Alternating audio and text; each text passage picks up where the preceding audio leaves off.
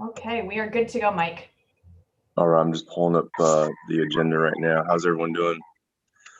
Doing good. Good. Give me 1 second while I pull this agenda. Darcy.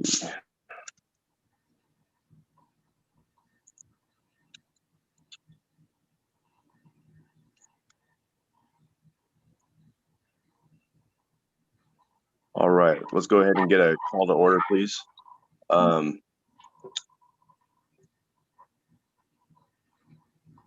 ready? Yeah. Okay. Jared Martin, absent. He will be joining us shortly. I just received a message from him. Okay. Mike White. Here. Barb Rush. Here. Nate Levine. Here. Mark Adams. Here. Pedro. Here. Thanks. Dania Ballard. Here. Brittany Davidson. Here. That's it. Awesome. How about Mike Kelly? Oh, Mike Alley. Sorry. Here. All right. Awesome. It's great stuff. All right, so I'm looking here for approver agenda. Have you guys looked over the agenda? Yes. Yeah, I would move approval as presented. Second by Nate. Awesome. Thank you so much, you guys. Let's go ahead and move forward. So with the public comment, it looks like there's a appearance of someone wishing to address the board of any matter. We have not received, so nobody can join in our meeting without an invite, but we do open it up for comments. And there's no one. We have not received any comments directed to the board for public comment. All right, awesome. Sorry, I need to interrupt. There wasn't an approval of the agenda or the minutes. We've got one, but not the other. I thought I've got a second. We have. Well, that was just, I think that was just the agenda. So you're looking for a motion to approve the minutes. Is that correct? Correct. Correct. Yeah. Okay, I would so move. Second. Awesome. Thank you so much, Darcy. So let's go ahead and look at some of the action items. Let's see here. So the final recommendation for the budget of 2021 through 2022, I'm looking at that right now. So Mike, do you want me to jump in and take Please. this one? Okay. Yes, you don't. So Yep. I will share my screen, which is always an interesting adventure. So let's see if this works. Because I have to go from my personal to my Citrix to share what I need to share with you guys. So, and usually it works, but sometimes. All right, can you see the budget? Yes. Perfect. Okay. So at our last meeting, we went through the proposed 21-22 North Gateway URA budget in detail. At that meeting, the request from the board was to modify line item number 7, which was the industrial site readiness. So that's the funding that we're going to use to help assess some of the infrastructure needs in our remaining vacant and developable properties within the URA in conjunction with other areas of the city. So we upped that from the $25,000 that had initially been proposed to $50,000. So you'll see that in the budget today. Other than that, everything in here is so it's right here. Other than that, everything in the budget that was sent out to you is exactly as we had discussed at the February meeting.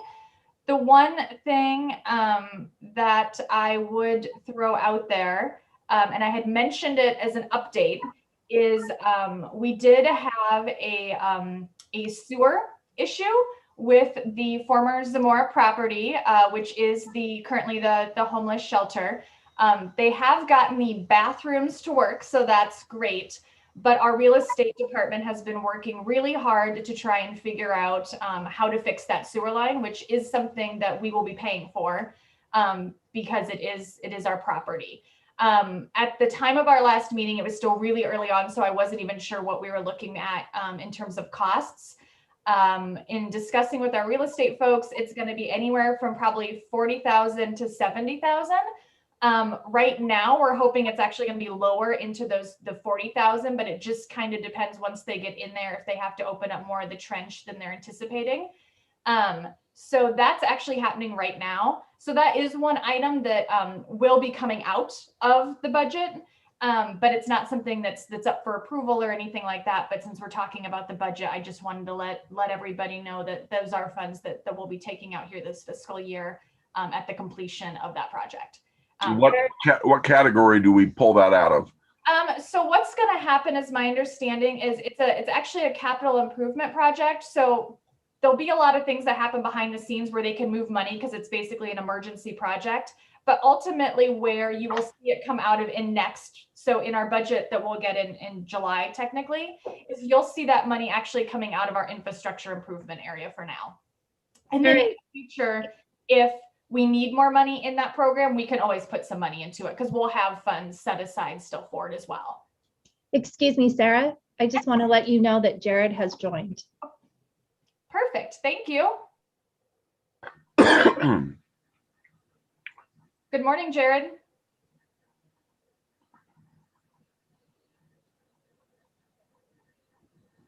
Okay, we'll continue on then. So that's the only change that you'll really see in the budget proposed for you today for adoption. And Jared, are you there? Hello, everyone. Sorry about that. Not a problem. I just shared with the board we had made the one change to industrial site readiness to increase the budget from 25 to 50,000 as requested at the last meeting. And I'm done with my presentation. Very short and sweet. Oh, excellent. So I would just like to throw out there, is there any objection with moving forward on this? I mean, it sounds like we own the property. Like, what other options do we have? I mean, Are you talking about the sewer line? yeah. So that has to get done. That's really Yeah, not. right. It has to. Yeah, that's what I'm saying. Yeah, Like, it's not something that's up for. I just didn't want anyone to be caught off guard, and because we're talking about the budget right now, it just felt like an appropriate time to just let you guys know what was happening, because I did provide an update at the last meeting. And like I said, it'll come out of sort of that line item. Really what we'll be doing is we'll be taking the funds out of that line item, creating sort of this emergency line item that'll be specifically for that fix. So, instead of 750, it could end up being, 710 gets rolled over. But then if we see a lot of activity, like we've talked about previously, we still have another 700,000 for the infrastructure improvement grant program that we have not fed into our budgets yet. So we can easily put some more money in if we do see an increased demand next year. Now, isn't that technically now a city property? It is. We had to deed it to the city due to our agreements. And so that's where it gets a little more complicated. But in general, we're still controlling how the property is going to be developed. It's still part of the URA. It's just not in our asset kind of portfolio. Yeah, I'm just wondering what services or emergency funds the city would have if City Hall lost a sewer line. Where would they go for their funding? They would probably have to go to Public Works. But this is a little dicier in terms of, one, it's being used right now. So there's that part of it. And the reason it got rolled over to the city was not because it needed to be a city asset for a specific reason. It was just tied to our purchase agreement. We're still developing it as a URA project.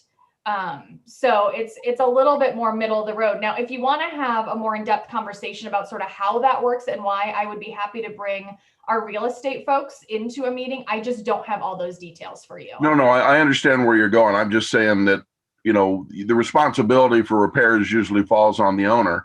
Yes. And so if the city technically is the owner, I would assume they have an emergency fund somewhere that maybe we could tap into, or maybe we could use some of their services. I'm just questioning, We are getting their services to assist. Okay, okay. Yeah, Public Works has been working directly with real estate to figure out how to get this fixed, helping coordinate all the work. So it has been a team effort. It was just in order to get it fixed, we are paying for it out of the URA because it is a URA. It is within the URA and it's intended to be a URA development project in the future. Sure, no, okay, thank you. Yeah. So, and honestly, it's a little messy in my brain. I'm not a real estate expert to know all those ins and outs, but like I said, I would be happy if the board would like to have Clint come and just kind of explain how that works and why. I'd be more than happy to bring him to a future meeting if you'd like that. The only thing I would like is if he's got a emergency fund and wants to throw some money at us, I'd love to have that. But other than that, I'm fine. Yeah. So I'm sorry, I got here late, but how much is it costing for the sewer repair? So we don't know 100% yet. I was just sharing with the board. We had estimated it could be anywhere from 40,000 to 70,000. Our estimate would be on the high side to be conservative. Right now, it looks like it's going to be in the lower 40, 44, 45,000 range. But it also just depends once they start opening stuff up if there ends up being more damage than expected. But we are in the low end right now, which is great news. Okay. And I should have more for your more information at your next meeting as well. And we'll be updating council once the project is kind of in close to completion and we have that final amount. We'll be providing them an update and then I'll make sure that we're forwarding that information report to the board as well. Sarah? Yeah. Whoever you were last talking with, they are not audible. That was Jared. Okay. So if there's any way for him to turn up his mic, or maybe there's something with the system that there's nothing coming through. Okay. So, Jared, can you increase your volume at all? Yeah, is that better, Nate? Yes. Yep, Okay. I can hear you now. Unfortunately, I can see you as well, so, You can see me? Yeah, running around my house. But anyway, okay, so sorry, I missed the beginning. So where are we at? Are we ready to put this to a vote? Unless there's any other questions, discussion by the board, that's where we would be, yes. Does anyone have any more questions, comments? I would move approval of the budget as revised. I will second. All in favor? Aye. Aye. Aye. All opposed? All right, motion passes, budget passes. Great, thank you, everyone, and I will keep you updated on the sewer situation as well. I'll let Jared get settled here and turn it over to Gretchen Bennett, who has kindly joined us this morning. We've had at our last couple of meetings, there's been a lot of conversations about the new, obviously, overnight homeless shelter that's on Portland Road, the site we were just talking about. And there's some other sort of, services happening within the general vicinity at the fairgrounds. And so we just asked Gretchen if she wouldn't mind kind of giving us an update on how those are going, and also to give the board an opportunity to provide any feedback as to how it's going from your perspective, being, residents, business owners, property owners in that same geographical area, and just have an opportunity for that conversation. So I will turn it over to Gretchen and say thank you so much for joining us this morning. Oh, it's my pleasure. Thank you for having me. I'm very interested to learn, any feedback or experiences you have. Sarah's correct. There's kind of two sheltering experiences happening in the vicinity. Of course, the fairgrounds, it kind of came together semi last minute in a way. We'd been kind of talking about the idea for a long time in terms of could it ever be feasible, but it hadn't ever been feasible at the Oregon State Fairgrounds. And then it came to be realized that we could access the pavilion at the south end of the east end of the grounds for a shelter. So we began a 24-hour shelter on site in the pavilion. And it filled within 12 hours. It was pretty remarkable, and is going to conclude on March 31st of this month. And that one is being operated by the Church at the Park.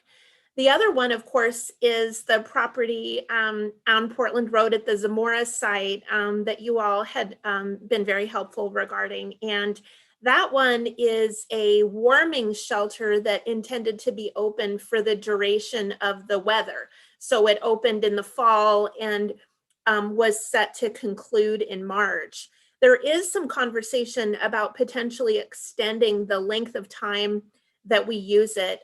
One thing this year I think has taught our Salem Warming Network and all of us is that there are many types of weather incidents that beyond cold that we clearly need to address in terms of sheltering. And so there's conversation about extending a bit the use of the property, but I'm not certain yet of that. That's just a conversation. Originally, the vision for that site was to use both the indoor and the outdoor space. And the site has not yet been able to activate the outdoor components of it, but that remains a conversation as well. The outdoor components being the parking lot area to do some small, like tiny home sheltery pallet type structures on one part and some vehicles on the other part, but that's not come to be yet. The operational details are still being discussed. And then indoors has been operational, and that's an overnight shelter. So people arrive in the evening and then leave in the morning and are expected to not stay on site is the idea with that one. And that one's being operated through the Mid-Willamette Valley Community Action Agency and specifically the Arches Project within there. So that's essentially the update, and I would welcome any feedback or questions or discussion points that you might have.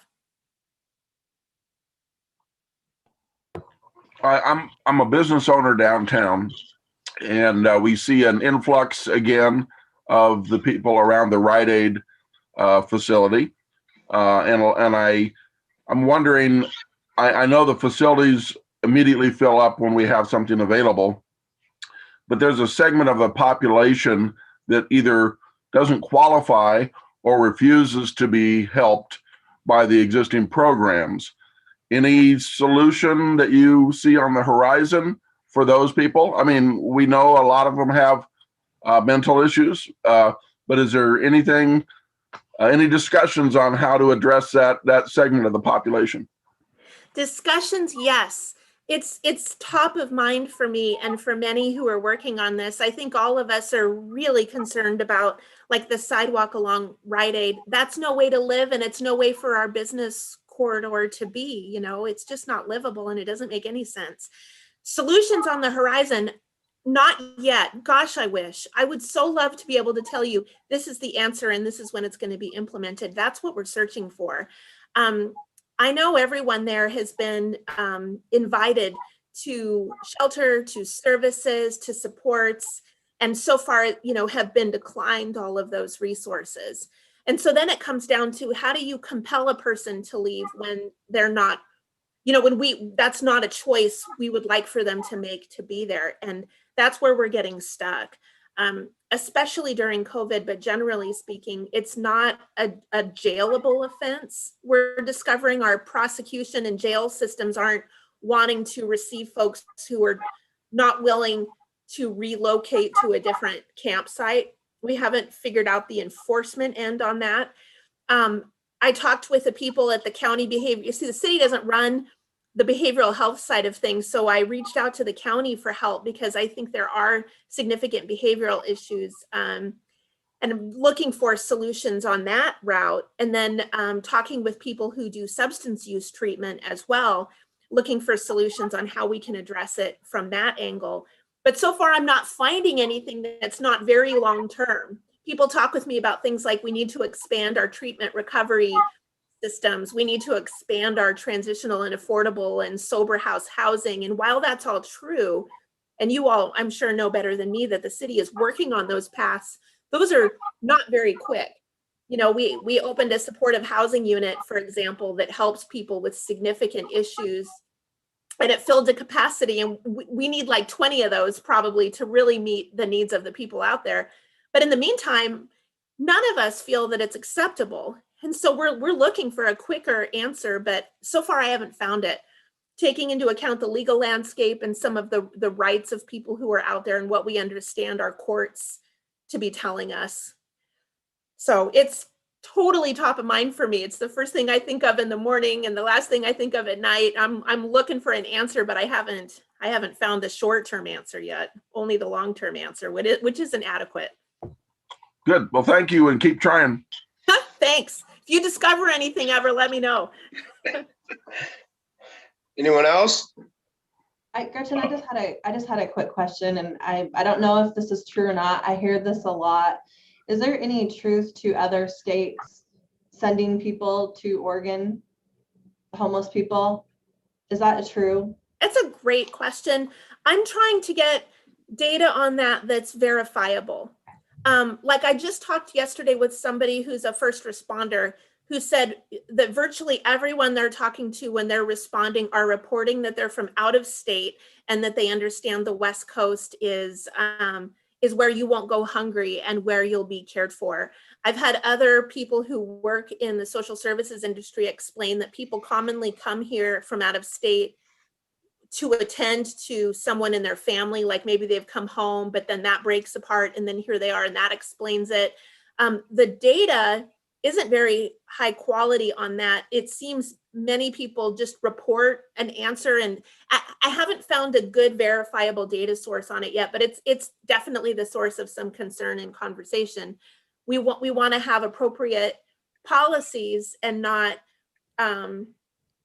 exceed our capacity as a community as well, so trying to balance that is really hard. Great question. Yeah, I've heard the same thing about other cities, that other cities are sending them to Salem, but I don't know if there's any truth to it. It's just something I heard.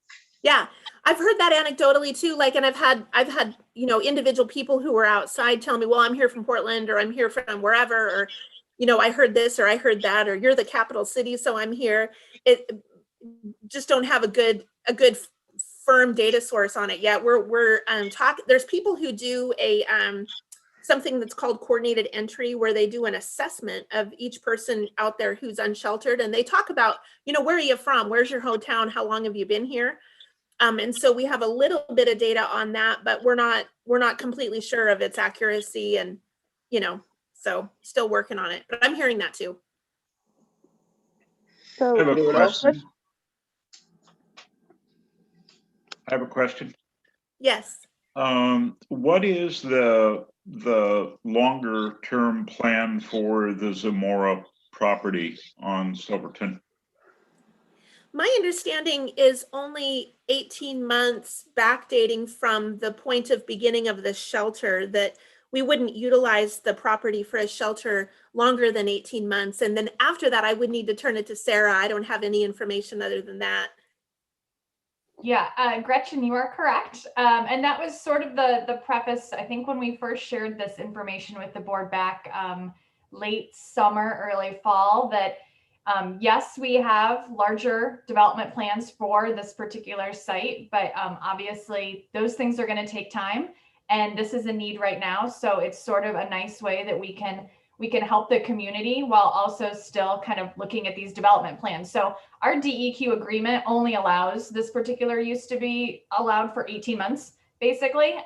So, part of what the conversation was at our meeting last month is what now we're doing on the city side is starting to involve Public Works and starting to have those conversations with the railroad to understand if there's any realignment options in terms of what's the breadth of properties that we might be able to develop in the general area of that Zamora site, to understand, are we developing, the site itself? Do we have some options at some maybe vacated areas that we might be developing, so we can kind of put together that larger development plan?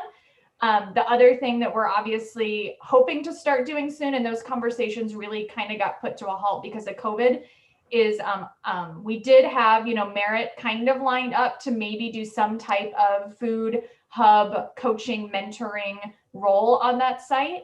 And we do have another organization that has a track record of actually doing those things successfully, that is local to sort of Oregon. And we'd had conversations with them early on, and there was some interest. So we're kind of hoping that here in the next few months as well, we can start engaging in those conversations as well. So as we're looking at the bigger picture, what kind of development, we're also going to be looking at, you know, who might be out there that we can partner with as well. So maybe there's a midterm use and a long-term use. Maybe we go straight to a long-term use, and then short-term, we're obviously able to help in terms of the homeless community as well. So there's a lot of things happening with that site, but I think the big thing to remember is the shelter itself can only be there for 18 months. So this isn't going to become a situation where in another year it's, well, we need it for 18 more months. That keeps putting back our potential development. We're still moving ahead. It's just a nice way to use that site while we can't develop yet. So this is Dania. I appreciate, I know you can't see my mouth moving, so, anyways. I appreciate the talk through and the recognition that this is a temporary use of a property that is intended for urban renewal development. Gretchen, I don't know exactly. I missed what agency or what organization you were representing.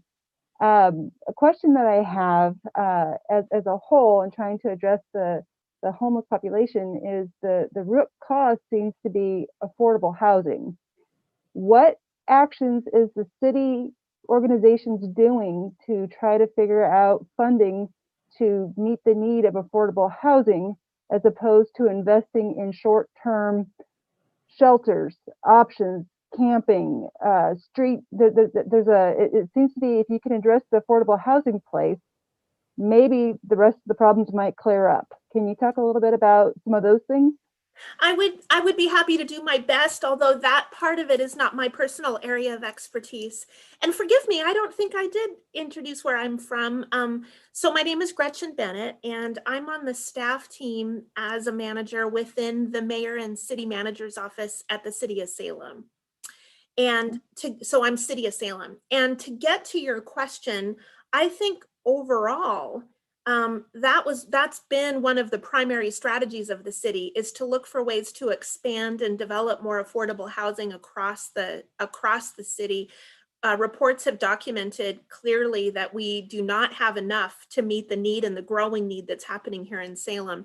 And I know our urban development department and our Salem Housing Authority and the planning division all have a number of strategies underway to try to develop and expand those approaches. But it isn't something I personally know a lot about. I know that work is going. In the meantime, what we're seeing is an increase of the issues around managing people who are unhoused and unsheltered. The questions flow to the city about, okay, in the meantime, where is everybody going to be? In the meantime, what about the fact that they don't have regular garbage service? In the meantime, how do you manage these behaviors? In the meantime, what do you do? And those questions seem to fall to the city despite their interconnectedness to root causes that go much beyond what the city is capable of doing. You know, affordable housing, behavioral health, substance use policy and treatment all factor in. Job availability, education resources. I mean, the list goes on in terms of the root causes. So I've been focusing, I just got this assignment in March, and I've been trying to focus on issues related to people who are unhoused and what we can do around, you know, the issues with garbage and behavior and waste management and other appropriate locations for people to shelter, while my colleagues in the rest of the city are focusing on expanding affordable housing. I noticed Sarah unmiked, and she might have something to add on that. Perfect, Gretchen. I was going to jump in and say that was actually one of the best questions you could have asked, Dania, because I've already been reaching out to our folks with the Salem Housing Authority, because I kind of felt like, you know, we've been having this conversation about the homeless services, obviously, because they're impacting our URA, and it's a citywide conversation. And anytime we can bring a citywide conversation to the board, we really like to do that. And one of the conversations I felt like was kind of that next step was to actually have the Salem Housing Authority as a guest at our next meeting to really talk about those affordable housing projects, the programs. Obviously, we have some of those in our URA. We have a couple of them. Some of the board members, I know we were able to tour the new Redwood Crossing this past summer. And so we'll be having a couple representatives, I think, of the Housing Authority at our April meeting to sort of kind of do that next step of this conversation and provide that information to the board as well, so that at least it's kind of a little bit more well-rounded and we can provide all that information. Thank you. Excellent. Well, Okay. thanks, Gretchen. Any other, sorry, somebody talking?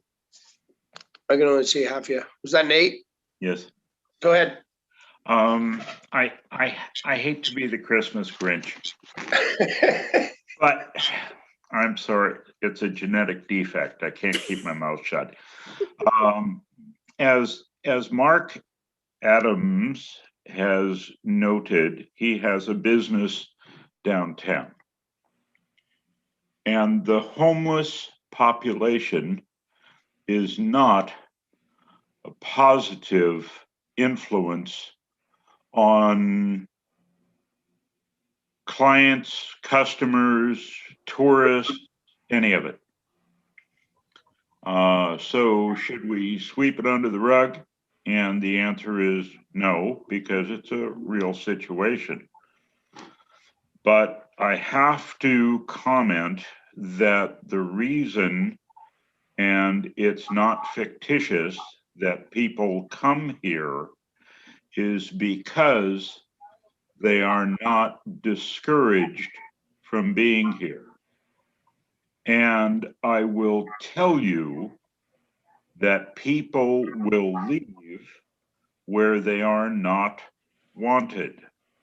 So the population here will continue to grow, homeless population will continue to grow because people can be fed and people are not discouraged to stay, or not to stay. There is no action by the police or any other municipal body that says to the individual on the street, don't stay here.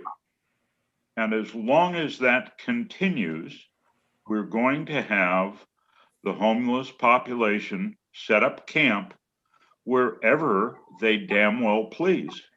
And nothing's going to happen to them except a bunch of folks going, oh, isn't that terrible? We have this homeless population. And the reason why we have the growing homeless population is because this is a great place to be homeless, because you won't go hungry, because all of these other do-gooders jump in to lend a hand, not acknowledging the fact that the homeless population isn't paying taxes, isn't employing people, and they aren't pooping in restrooms. Yeah, I'll dovetail with what Nate's saying, and he's right on the money. I have numerous customers who have told, I've been in downtown business for almost 32 years. So I've had numerous customers tell me they will not shop downtown Salem. They will not allow their wives or their children to come downtown Salem to shop. They would rather they drive to Woodburn Outlet Mall or anywhere else where they are safe. Now, as a business, I'm assessed a parking fee to keep meters off the parking spots downtown Salem. But the city's not providing safe parking downtown. So I'm going to withhold half of my payment this year, and because the city's not upholding their end of the deal when it comes to safe parking that I'm supposed to be paying for. So as a city employee, I'm hoping you're getting the message that affordable housing will not take these people off the street. Affordable housing is for people that have the desire and the ability to work and turn their life around. This group of people, and I've talked to many counselors and many groups, mostly have mental issues. They are, as Nate said, they have a comfort level right there where they know no one's going to challenge them. No one's going to take away their stolen shopping cart. No one's going to take away their stolen garbage. It's going to compile and build up, and there's no enforcement and there's no regulation. The rest of us in society live with rules and regulations. And I think outside of just locking, you can't lock the people up. We know that that's not the answer. but there needs to be some discouraging of that current behavior. We've seen the businesses in that downtown core go out right and left. And if you ask them why, they'll tell you it's not a safe place to do business anymore. So I would like the city to have a little more enforcement, picking up their trash and their human waste just encourages them to continue their behavior. So there needs to be something outside of trash cans and porta potties that changes that behavior. So I would encourage the city to look at those things. We're a very compassionate community, and we've got lots of people that want to go feed the hungry. That's a biblical mandate that we're all told to do, and people want to follow up on that. They really believe they're helping, but they don't see the end result of that making life comfortable and in kind of endorsing that misbehavior. So there's got to be some changes. Some of it has to come from the city. Some of it has to come from our community as a whole, but it is definitely got a major impact on the downtown area. So thank you, Nate, for opening that up. Mark and Nate both, I really do want you to know how loud and clear I hear that and personally experience what you're talking about. And I've been saying since I got this assignment in March, it seems that we have carrots and no sticks. You know, and it's just such, what's the word? I have to believe that the pathway exists to do what you're describing, but I haven't yet discovered it.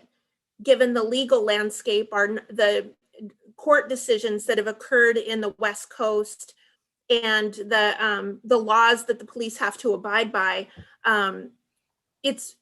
we haven't yet discovered the pathway along the lines of what you're describing. There's some things we have done, like we talk to the community through community education campaigns and direct conversations about please don't contribute, you know, right there on the sidewalk. If you're called to serve or called to bless someone with food, for example, please donate to the existing organizations, because we'd really like to see people come in and take advantage of those services, because there's pathways there, you know, to working toward self-sufficiency as opposed to direct donations on the streets.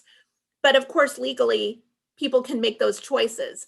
And so we're looking very, very actively for the pathway along the lines to achieve what I think we all want, which is no one living on the sidewalk, and, you know, people taking steps towards the services that will help them if they have an addiction or a mental health need or a need for an affordable housing or a job. We've got systems, like you said, we're a compassionate city, but compelling a person is where we're stuck. I think it's rare when a family member or a government agency or a police officer can compel someone to make those choices. And we've got some real limitations on the West Coast with our legal abilities to do that we're trying to sift through.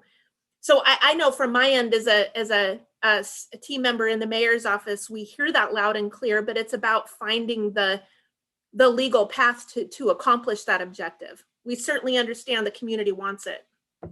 Yeah, I don't know how many homeless people are going to hire an attorney to stand up for their civil rights. But at the same time, I understand there are limitations.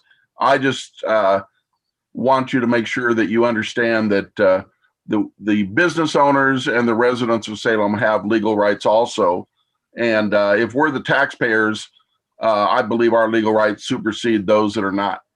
Yeah, do what you can. Well, I'm just here to encourage you to keep doing what you're doing. Thank you for listening. Boy, if I had a magic hat you could pull the answer out of, I'd give it to you in a heartbeat. And I hope if you find it, you will. I'm very honestly looking for the answers. There's some state and national law firms that are paying close attention to what they see, what they articulate as rights and places to be. And there's a number of firms paying close attention to these decisions in Oregon and nationally. It's interesting. But I appreciate the sentiment and the need to make sure everyone's rights are respected and heard. I have to step back and say, at what point in time would you be accepting of me coming over and pooping on your front lawn? Okay.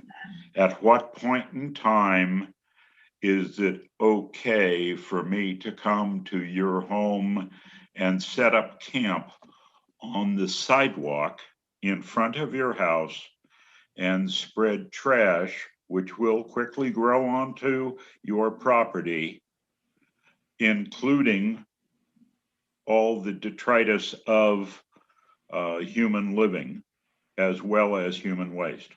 And there isn't any boundary being set by anybody with a city that says other than say, oh gosh, gee shuckins.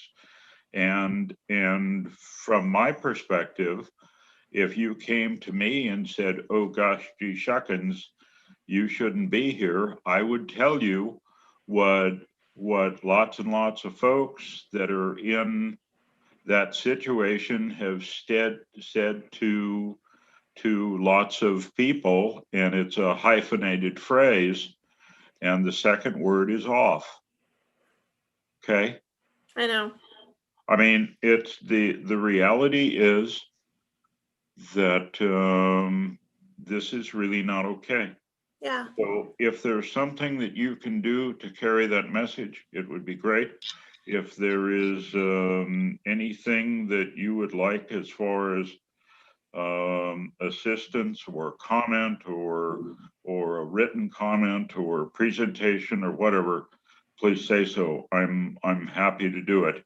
I was just delighted to know we have no trespass letters on multiple properties, and one of the ones that's downtown and was tagged last night. I got a call from the attorneys this morning saying, oh, by the way, you've got a little painting to do.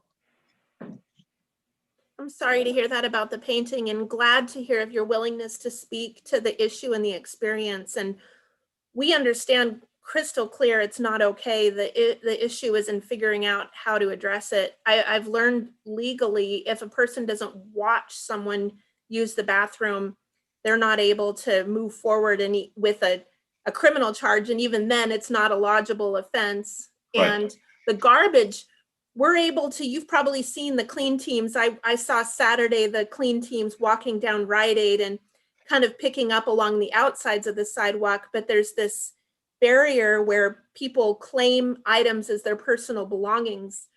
But to us looking at it, it appears to be a lot of things that need to be picked up and thrown away. But the clean teams are unable to pick up those items because they're considered personal belongings and personal property. So we run into challenges as we're cleaning with that.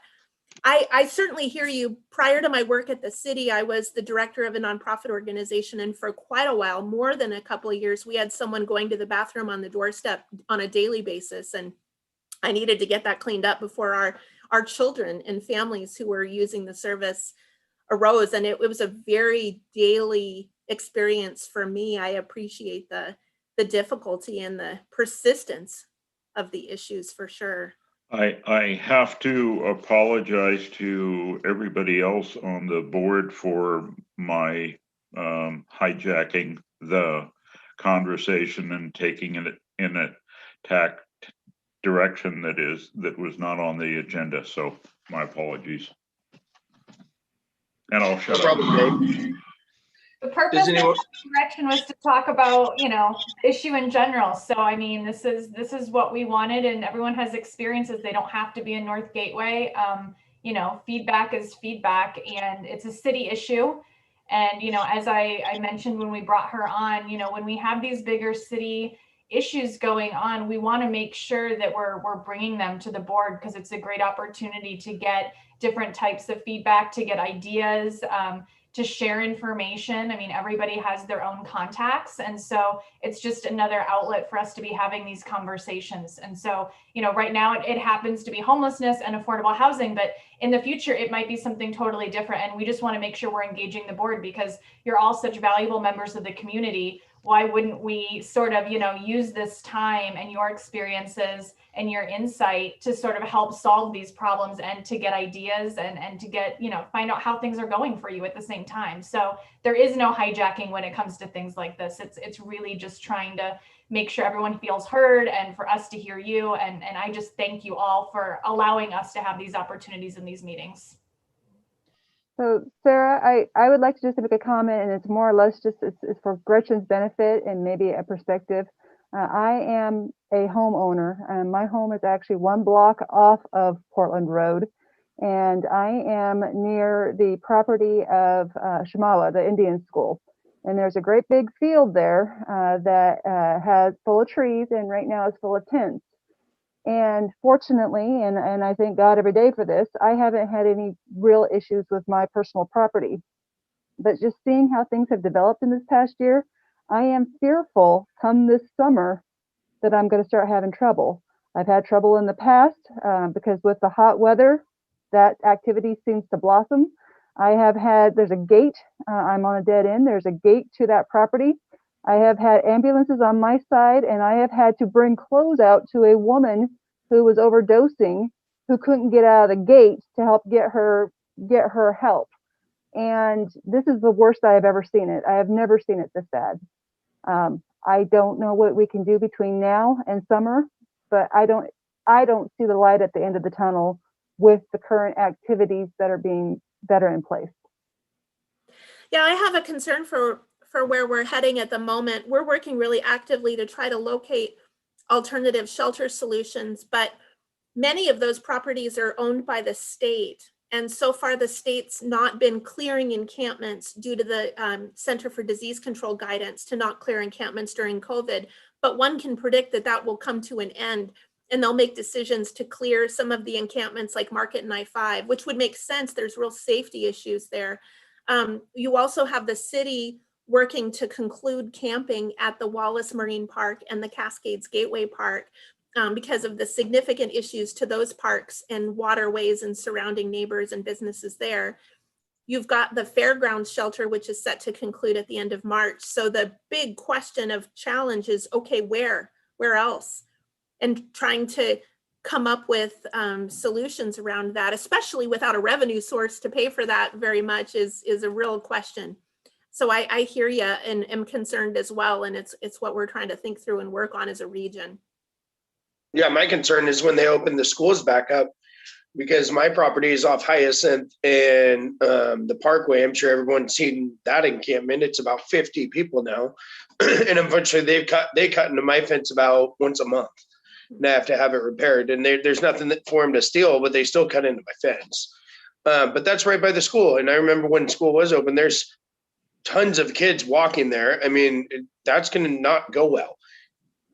And so I definitely think something needs to be done to move them somewhere. The question is where? That's the big question. I was thinking Wyoming would be a good place. Arizona. Does anyone else have anything? I was just going to comment, Gretchen, I appreciate your work on this. This is the billion-dollar question, right? That the whole country is trying to solve. So, good luck to you if you find the answer. But kind of like Nate said, if there's anything that you need, I think we all feel it in some way. We all want to help. However, that help could be just call on us. Thank you. I appreciate that. I'm hoping to be close to having here are points of improvements that can happen at this level, and offer suggestions for how people can weigh in on those conversations. Thank you. Thank you, Gretchen. We appreciate your time. Yeah, appreciate the conversation. Yeah.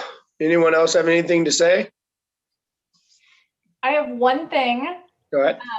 So as most of you know, Darcy is the one that kind of keeps us all organized and together, and this may be her last meeting. She is off on new, much warmer and tropical adventures. And so I just wanted to let you all know that this may be her last meeting and to just say thank you for everything she does for us. She keeps us running and organized and on time and following procedures. And I just wanted to say thank you. We may see her in April, but there's a good chance that this is probably her last meeting with us. Thank you, Darcy. Thanks, Darcy. Thank you, Thank you, Darcy. Darcy. Thank you, guys. Right. It's been fun. Okay, well, I'm gonna bring the meeting to adjourn. Everyone have a good month, and we will meet in April, is my understanding. I have the SHA lined up for April right now. So we'll chat offline, but as of now, it's looking like we should be able to, and then maybe we'll be able to take May off. Okay, excellent.